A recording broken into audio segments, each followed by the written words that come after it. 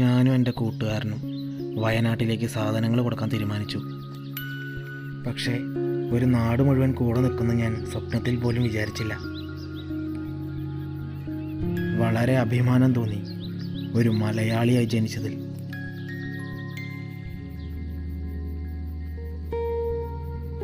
എന്താ അമ്മേ? വയനാട്ടിലേക്കല്ലേ പോകുമ്പോൾ ഇതും കൂടി കൊണ്ടുപോക്കാം, കുറച്ച് ബ്രെഡും സാധനങ്ങളൊക്കെ. ആയിക്കോട്ടെ. സൂക്ഷിച്ചു പോണേ.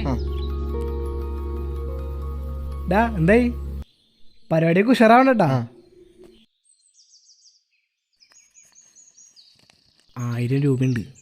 വീടുകളിൽ കയറുമ്പോഴേ നമ്മുടെ പാർട്ടിയുടെ പേരുകൾ പറഞ്ഞേക്ക്. ഈ അവസരം നമ്മൾ മുതലെടുക്കണം കേട്ടാ.